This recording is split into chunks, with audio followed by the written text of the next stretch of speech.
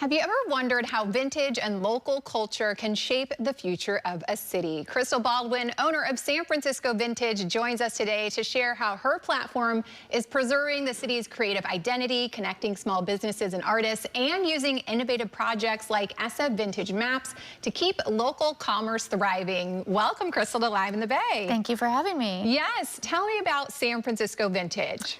San Francisco Vintage started as just a side hustle years ago, and about a year ago I decided I was going to double down and start really focusing on kind of preserving San Francisco history, talking about the old buildings that are here, and also selling my own things that I have building on shelves, and just a hoard of items that just need to go and tell a story somewhere else. So that's kind of the backstory. That's how it all got started. Yeah. And right now I feel like there's such a movement to go back to find quality pieces. People are talking about doing away with the fast fashion. And how happy does it make you to understand that this new generation is really embracing that? I think it's really important that they are embracing it, because it's not just the novelty of vintage, it's the novelty of construction, and it's the novelty that this item is going to last you longer than one wear, or a couch might last you another lifetime, or a rug might last you 2 lifetimes. You just never know.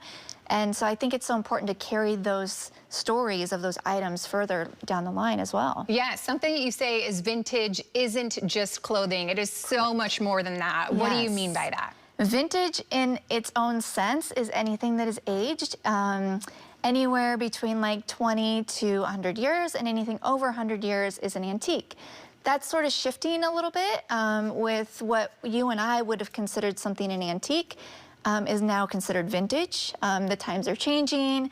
How that looks to the average person is, when you say vintage, they think of clothing, but it actually is the streets that you walk on, the walls that you're sitting inside of. It could be your car. It could be so many other things that people just don't realize. I want to talk about SF Vintage Maps and how that is helping to make, vintage clothing accessible. Tell me about it. So sfvintagemaps.com actually started as just a little pet project because I moved back to San Francisco and I was trying to map all of the stores around the city.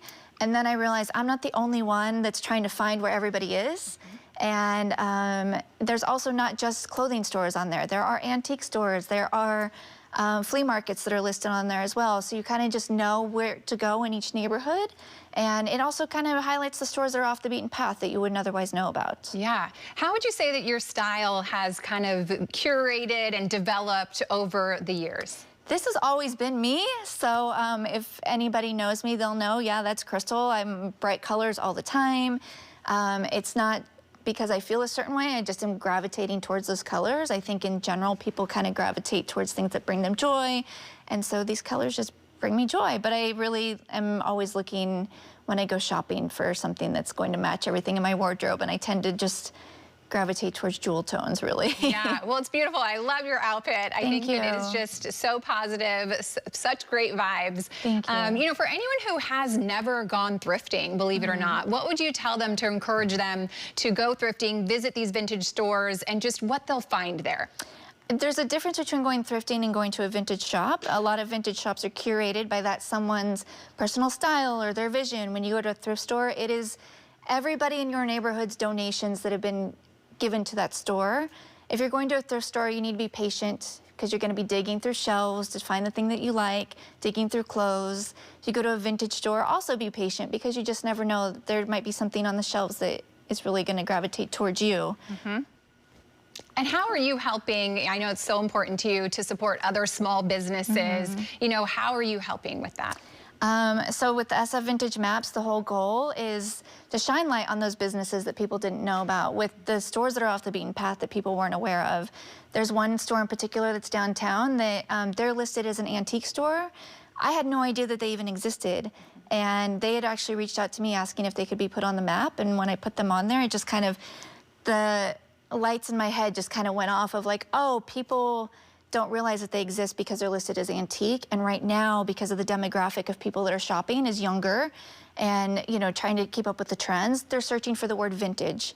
And so this particular store wouldn't have otherwise made it on the map because I also was just searching for vintage, not antique. They're a jewelry store and they are some of the nicest people in the world. So I highly recommend if you are downtown to visit them. But Yeah, when people go shopping, they just don't think that these two words kind of are, siblings to one another. And when they go searching for those things and they're like, oh, a vintage shop, but I'm also looking for jewelry, it may not show up. So I've put them all on the map so that people can find those places together. Yeah, that is incredible. I love when small businesses are supporting each other in that way.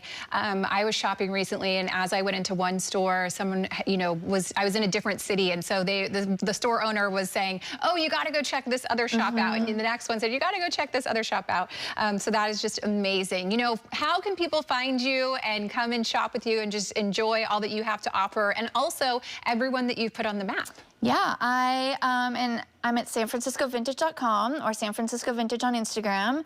I also am putting together several events throughout San Francisco in the next year that really focus on small businesses, and one of them is coming up on February 12th called Have. So if anyone wants to come to that, they can meet local entrepreneurs and artists and other vintage dealers that will be there, and it's very highly curated. And so yeah, if they don't want to walk all over the city, they can come to one location and meet everybody there. Yeah, amazing. I know that that's going to be an incredible event, and we'll have to stay tuned to see the other ones that you'll have upcoming in this new year. So thank you so much, Krystyl, for joining us and Thanks for sharing having me. about everything that you do. We really appreciate it.